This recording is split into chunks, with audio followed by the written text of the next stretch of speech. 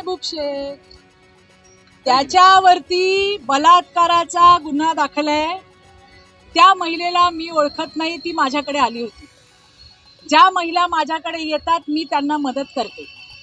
त्याच्यानंतर तिच्यावर दबाव घेतला गेला. त्यानंतर ती पुन्हा माझ्याकडे आली की मला माफ करा, माझ्यावर दबाव होता. जे असेल तिची मजबुरी मी समजू शकते. याच्यासाठी सुद्धा कोर्टात केस चालू आहे आणि मी ती लढाई लढतीये. आणि या मेहबूब शेख काय बोलतोय आणि काय नाही बोलत आहे, माझ्या लेखी त्याला शून्य किंमत आहे. माझा नवरा सगळ्या दोषातून मुक्त होऊन सन्माननीय उच्च न्यायालयाने त्यांना क्लीन चिट दिलेली आहे, त्यांची निर्दोष मुक्तता केलेली आहे. त्यामुळे हा काय बोलतोय, एक बलात्कारी काय बोलतोय, याच्यावरती फार लक्ष देण्यासारखं नाहीये.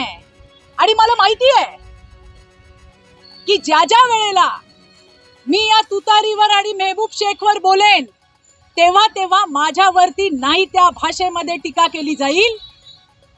आणि हे तुतारीला मान्य असावं, महिलांच्या सन्मानाच्या गोष्टी करताना विरोधी पक्षातल्या महिलेवरती ज्या पद्धतीने अतिशय खालची म्हणजे पातळीच नाहीये, पातळीहीन बोलणारा हा मेहबूब शेख, हा त्यांना मान्य आहे. आणि असे मेहबूब शेख, असे 1760 मेहबूब शेख चित्रा वाघ तंगड्याला घेऊन फिरत असते.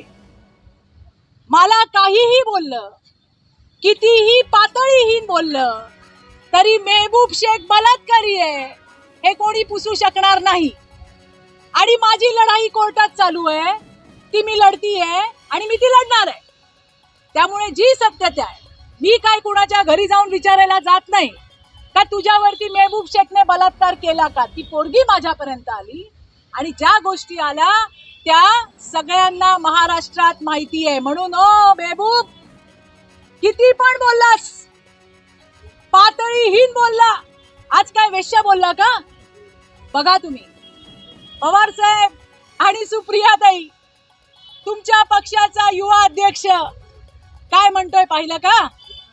तुम्हाला चालत असेल ते चालवून घ्या, मला काही फरक पडत नाही, मला फरक पडत नाही. पण किमान महिलांचे उद्गाते आहात, महिलांचं काय म्हणतात ते, महिलांची तुम्ही त्या ठिकाणी आम्हीच महिलांची भलाई करतो ही जी भूमिका आहे माननीय पवार साहेब आणि लाडक्या बारामतीच्या मोठ्या नेत्या सुप्रियाताईंची, ते तरी परत बोलू नका. एवढंच मला सांगायचंय. बाकी मला कितीही पातळीहीन बोलले तरी मी मात्र बोलत राहणार.